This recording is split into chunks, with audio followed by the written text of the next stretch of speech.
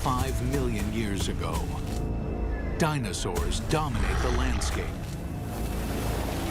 What land there is, for most of the planet is covered by water.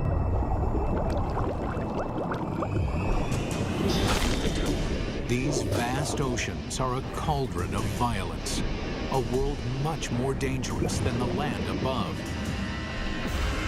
This is the brutal world where an ultimate predator is born and bred. This mosasaur was the most dangerous creature in the most dangerous ocean ever. It's 45 feet long. It's the size of a Greyhound bus.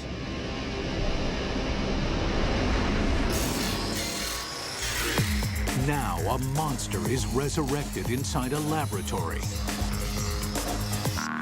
and its killing secrets revealed. This is a mosasaur, and this is a megabeast.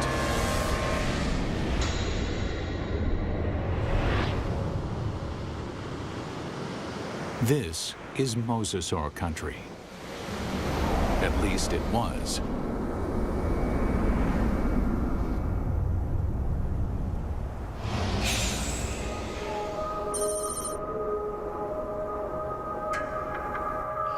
Where I'm standing would have been the bottom of the Western Interior Sea about 85 million years ago. Mike Everhart is one of the world's leading experts on mosasaurs. The horizon would have been ocean for as far as you could see. The seaway stretched for hundreds of miles from where we're standing. At this time, the climate is warmer, so there are no polar ice caps. Sea levels rise until well over 80% of the planet is covered with ocean. The center of North America was covered with water from Nevada to Missouri, from the Gulf of Mexico on up past the Arctic Circle. The floor of this ocean, known today as the Kansas Chalk, was created by billions and billions of nanofossils, the shells of tiny plankton that drifted down and were deposited on the seabed. What we're looking at here is literally hundreds of thousands of years of deposition on the sea bottom of the Western Interior Sea. What we see back here is roughly an inch per 700 years to build up that much chalk. So there's untold billions of these animals there. And entombed in this chalk are giant fossils of mosasaur. In the late 1830s, the bones of the beast are first uncovered in North America. This is where the mystery of the mosasaur begins, because nobody can say just what this creature is. It is a question that first arises when a massive skull is found near the Meuse River in Holland. The first guy who looked at it thought it was part of a fossil whale. It was also thought to be the jaws of a crocodile, a giant lizard, and one person even suggested it was a dragon slain by a medieval knight. A French paleontologist described it as a mosasaur, meaning Meuse River reptile. Eventually, the American bones are matched up with the earlier fossil find in Europe and correctly identified as a mosasaur. Over the next 80 years, as scientists begin the serious hunt for dinosaur fossils, a pattern emerges. In every corner of the globe, they find mosasaur bones.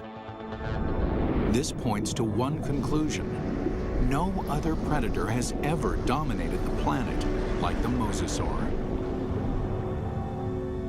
This guy weighed 8 tons. It could easily swallow a full-grown human male whole, just like a tater tot. Scientists investigating mosasaurs realized that nothing on Earth could have stopped them. It took a cosmic catastrophe to end their reign.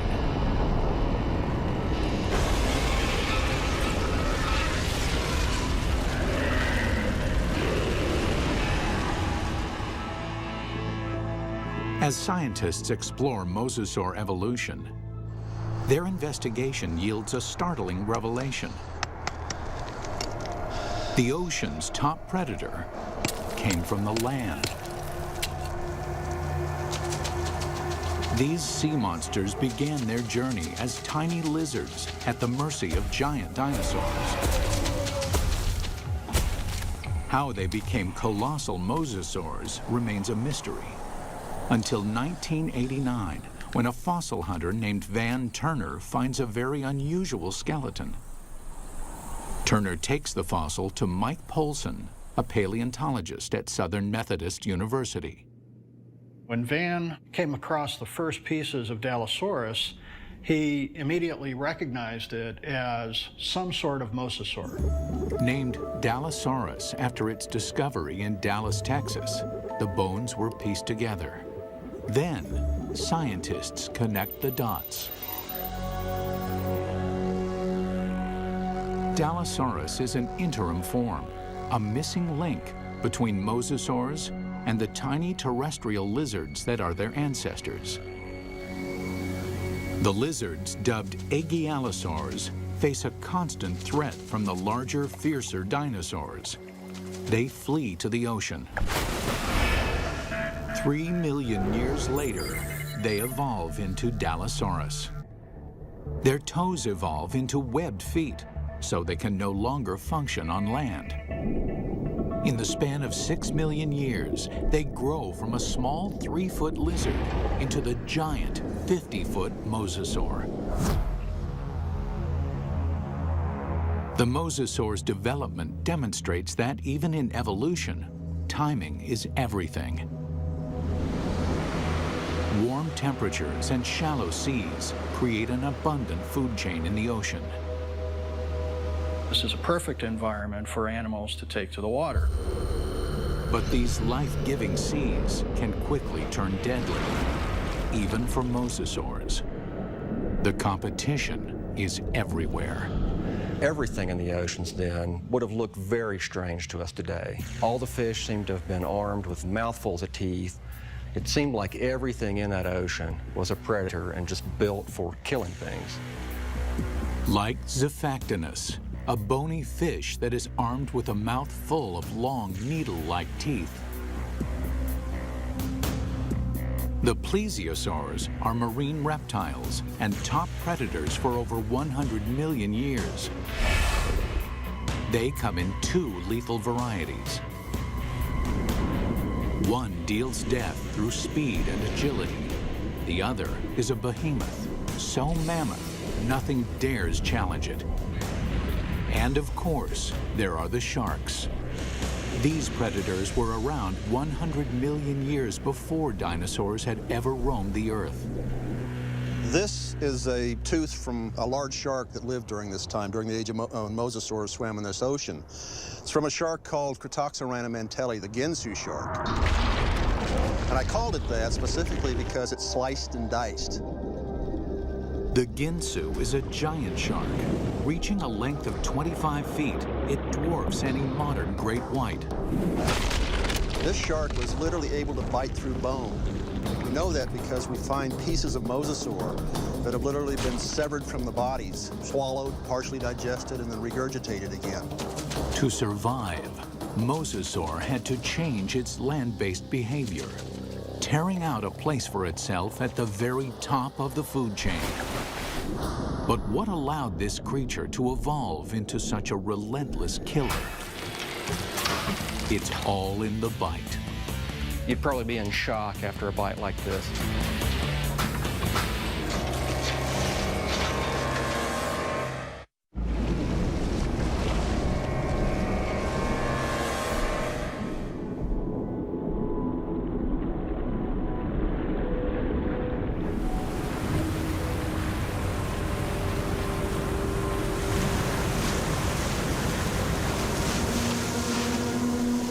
Taking her up.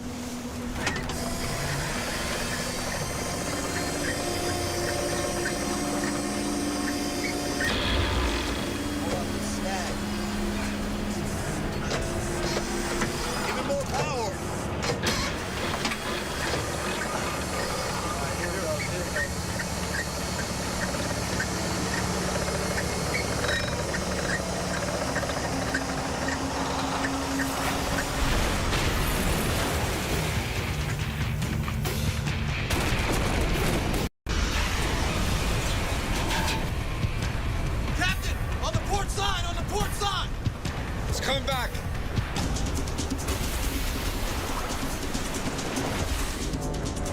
We humans got lucky.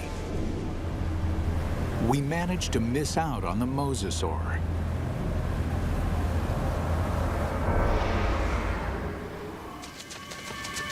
"95 million years ago, it is just a small lizard forced to flee into the ocean.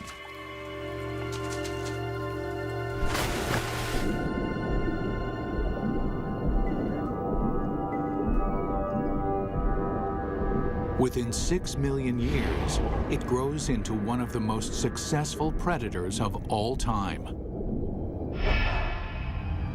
But what made the mosasaur such a monster killer? Millions of years of evolution created a perfect formula for the perfect killer. This is how you make an apex predator. First and foremost, breathing. Like whales, mosasaurs can spend long hours submerged in the sea, but they still have to come up for air. And then there's food. Fish are nutritious, but they're fast and slippery. To catch them, mosasaurs must develop the skills of an efficient hunter. Another part of the formula, hearing. In the water, sound location becomes a prime method for hunting. Mosasaurs modify their terrestrial ear into a super amplification system that makes sounds 38 times louder. In his studies of the mosasaur, paleontologist Dr. James Lamb has been able to reconstruct the creature's hearing mechanism. This little piece fits in this pit and moves back and forth. And then this piece fits here, and a small movement in this first piece creates a large movement in this one. So it's a system that's finely tuned for conducting sound through water. Even though sound can lead them to the prey, it's difficult to detect a target if it's in murky water. Here, mosasaur would have the advantage by using the keen sense of smell inherited from its land-based ancestors. A mosasaur like this would have had a tongue that would have functioned exactly like a monitor lizard's tongue. The reason why the tongue is forked is so that the animal can smell in two different directions at the same time. This is smelling in stereo. One more addition to our killing formula: sonar. The last piece in the puzzle is this set of nerves that run down the side of the upper jaw and especially are concentrated here in the snout. And it's a system for detecting the pressure wave given off by the prey. Mosasaur uses this pressure wave sonar to hunt, much like modern killer whales use echolocation. All these adaptations mean mosasaur has a good chance of locating dinner, but they still have to catch it. And chasing down fast, elusive prey requires jet-like speed. So how does an 8-ton, 50-foot monster propel itself? This alligator has another piece of our formula: a massive tail. Along with crocodiles, gators have a long, flattened tail shape similar to mosasaurs.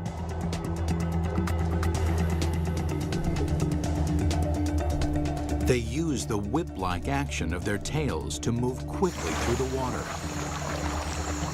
One of the things you notice, first off, when you look at a mosasaur, is fully half the length is the tail. Mosasaurs retain their terrestrial lizard shape, except for the tail, which evolves from a round, snake-like shape into a wide, flat paddle.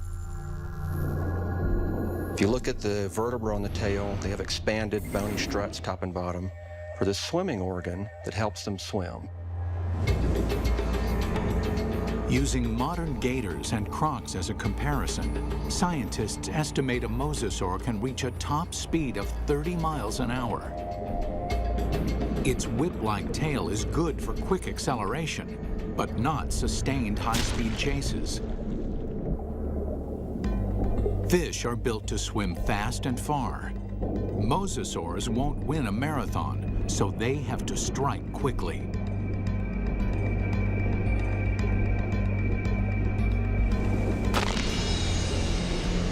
Which means this enormous beast has to somehow hide its 50-foot body and ambush its prey. Imagine that this animal is sitting on the bottom, takes a deep breath, it just waits there for something to swim by close enough that it can get that sustained burst of speed to go out and catch it. Speed and surprise are two critical elements. But mosasaurs also need agility. That's where the paddles come in. They propel themselves with the tail, they steer with the paddles.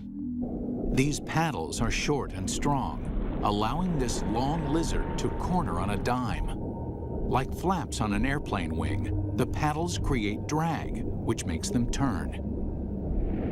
For mosasaurs to be successful underwater, there was one land-based trait they absolutely had to jettison: their sensitive inner ear.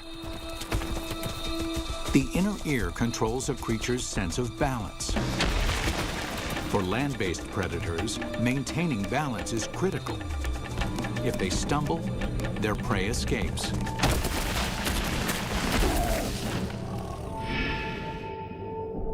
But in water, animals move in every direction, like a gyroscope. An animal with a sensitive inner ear can quickly become dizzy and disoriented.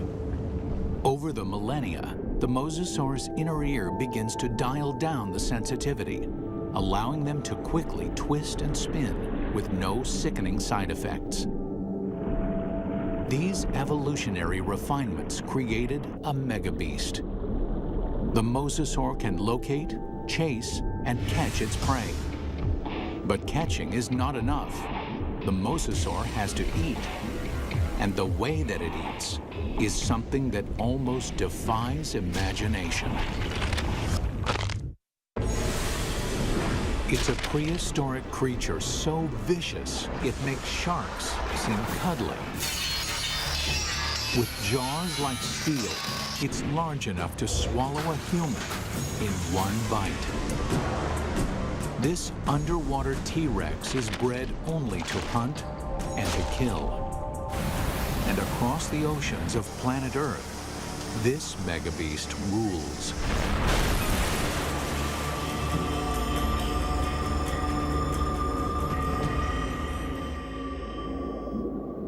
But 95 million years ago, mosasaurs had some serious competition from a familiar denizen of the deep, the shark. Prehistoric sharks, like their modern cousins, are vicious and durable, traveling vast distances, ripping apart any creature that gets in their way. Sharks had been around for over 250 million years when mosasaurs evolved onto the scene. At that time, the largest, fiercest shark in the water was the giant Ginsu shark. The Ginsu would have, of course, looked very much like a modern great white, a very big, heavy-bodied shark. At a length of 25 feet, the aptly named Ginsus are over 10 feet longer than a typical great white. With mosasaurs and Ginsus hunting in the same waters, one thing is certain: there will be blood.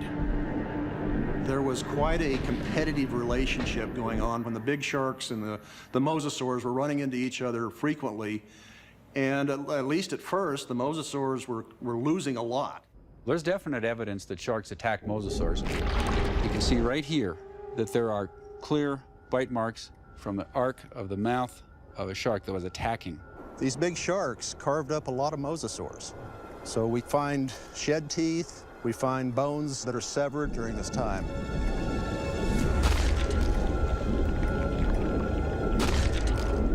While an adult mosasaur can hold its own against a Ginsu, there are other mosasaurs. Mosasaur couldn't do any of that. So what they've done is to basically make a toothed conveyor belt to help sort of tractor the prey down its throat. You can look at mosasaur fossils, and you can look at modern analogs that have a skull that works in a broadly analogous way. But sometimes building a model tells you something you just can't find out any other way.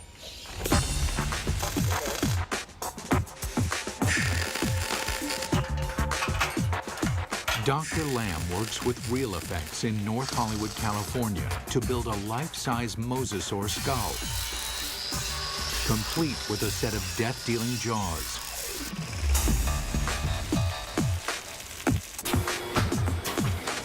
The massive steel jaws are powered by pneumatics instead of muscles and ligaments. Never thought I'd see a steel mosasaur skull, but this is very cool looking.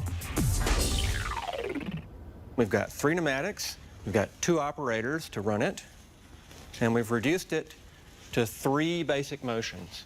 One set of pneumatics opens and closes the jaws. One set moves it backwards and forwards. And the third set runs the pterygoids in the roof of the mouth. The pterygoids are the terminator teeth. No other ocean predator has them. A second set of teeth running down the roof of the mouth. These are a truly fiendish adaptation. They actually work independently to move the prey backwards in the throat, and also to hold it still, to pin it down as it opens its mouth for the next bite. Now we see how these jaws worked in deadly concert. The bite, the ratcheting jaw, the terminator teeth. Test 1. Find out what the mosasaur's first bite would do to any creature unlucky enough to get on the wrong end of these teeth. Mosasaurs had a really big bite. So we've got a piece of foam that would be about the same size as an 8 or 9 foot long shark, or maybe part of the neck of a long neck plesiosaur. We're going to put it sideways in this mosasaur model's mouth and just see exactly what would have happened.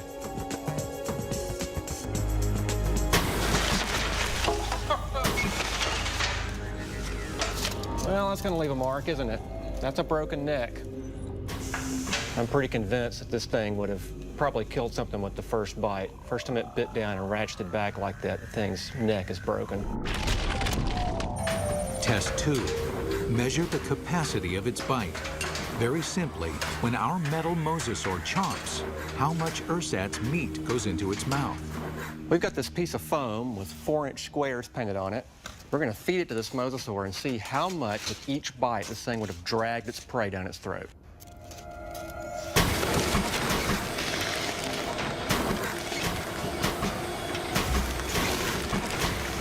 In one bite, our mosasaur easily consumes 4 feet of flesh.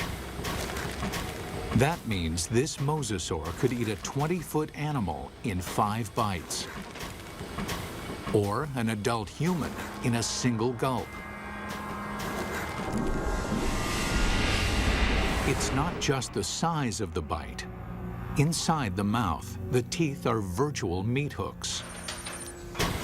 Dr. Lamb demonstrates with a hunk of ballistics gel, which is similar in consistency to human flesh.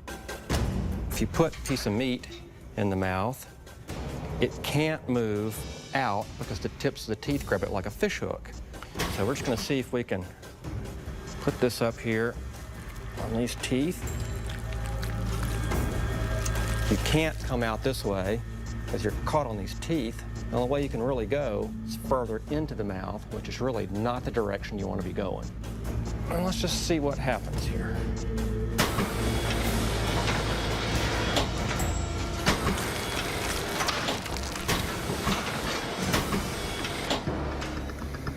Well, I don't think there's any doubt that you wouldn't want to be a swimmer in a late Cretaceous ocean. You can actually see tooth marks where it just cut right through about 10 pounds of flesh like it was just butter. That would be nasty. The only good thing about this is that you'd probably be in shock after a bite like this. Maybe you wouldn't feel the rest of it. Final test. How the jaws perform eating simulated live prey. The first fish is immediately trapped on the barb-like teeth. And the rest?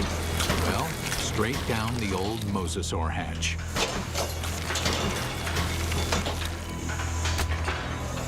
In 20 seconds, our captive mosasaur can eat 500 pounds of fish. Why? It doesn't bother to chew them.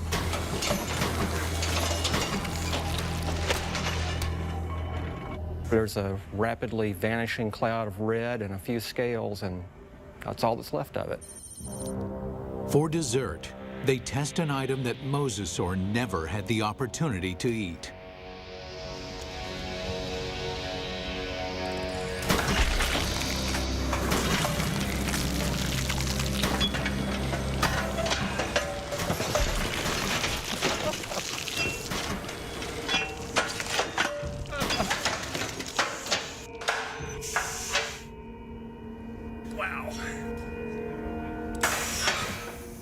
Well, I'm not sure what we learned by that, but that was quite satisfying.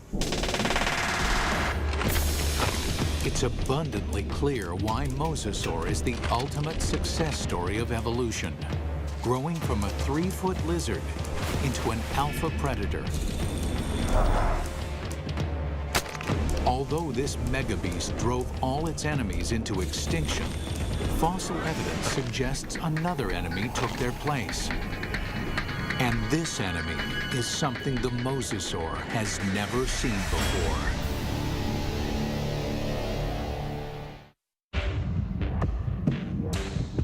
From its humble beginnings as a 3-foot lizard, the mosasaur evolved into the most dominant megabeast the world has ever seen. Nothing in the ocean can kill it, let alone live with it. But the threat may have come from another direction. What we're looking at here is what I would like to call a paleo crime scene. It's a very old cold case file. Scientists studying mosasaur fossils find evidence of attacks on these giant reptiles. There's a healed bite mark here, this raised ridge. There's a second puncture wound here with this lip of reactive healed bone around it. There are 2 marks up here on the top of the skull, and it probably killed the animal fairly quickly. What animal is vicious enough to attack the deadliest creature in the sea? And we can measure the distance between those bites, and we can marry it up with the jaw of another larger mosasaur, and the teeth fit perfectly into those holes. It makes perfect sense. The only thing mosasaur had to fear may have been mosasaur itself. Experts think that mosasaurs engaged in snout wrestling or face biting to establish dominance. We see really analogous behavior in modern saltwater crocs. Almost always the males, and they're defending a breeding or feeding territory.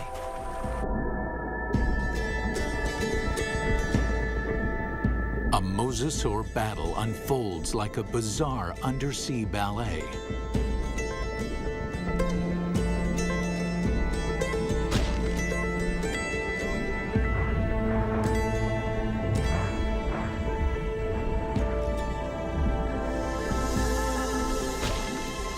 When one establishes dominance, the other gives up and swims away.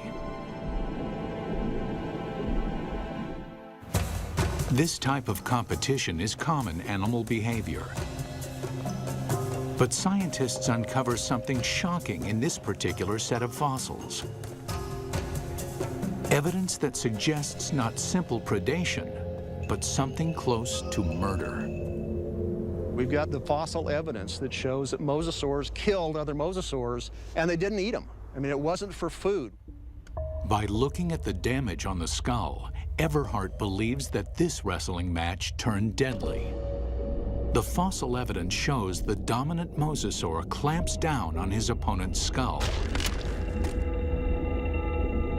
And as the skull of the mosasaur rolled to the side, these teeth pulled out and left these big drag marks across the bone, very deep wounds. Not only is the skull crushed, but evidence suggests the killer then broke the victim's neck.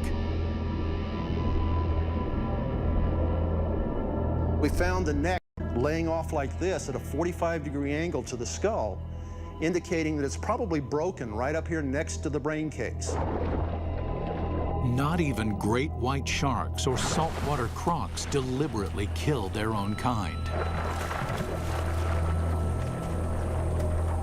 They killed, kind of like humans, they killed for other reasons than for food. And mosasaurs were different in that regard. We don't see that in very many other animal groups. Still, scientists believe this gladiator-like behavior would not have caused the mosasaur to go extinct. In point of fact, they seem to thrive on violence. 70 million years ago, with no other competition in sight, mosasaurs continued to evolve, becoming even more diverse. There's well over 50 species of mosasaurs. They began moving from the ocean into freshwater, seeking prey in swamps, estuaries, and rivers. Nothing on Earth could have stopped these megabeasts. Nothing on Earth, that is. It took a 6-mile-wide chunk of rock that slammed into the Earth 65 million years ago to end the reign of the mosasaur.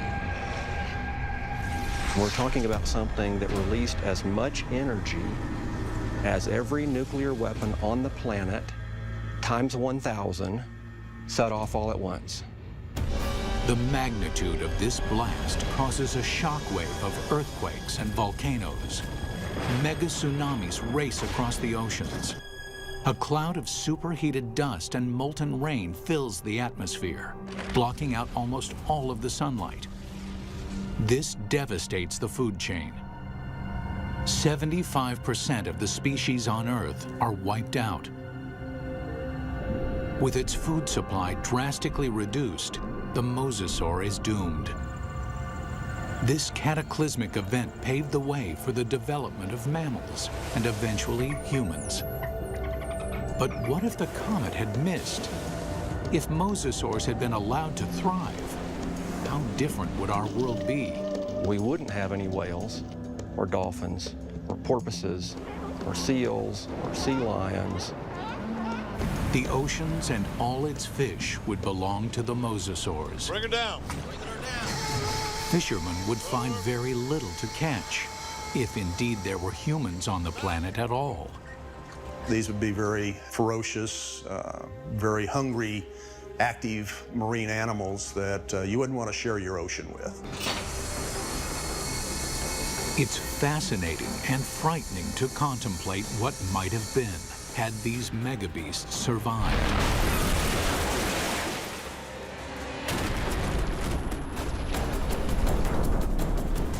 The oceans of the world patrolled by these giant killing machines, 50 feet long, with jaws the size of T-Rex.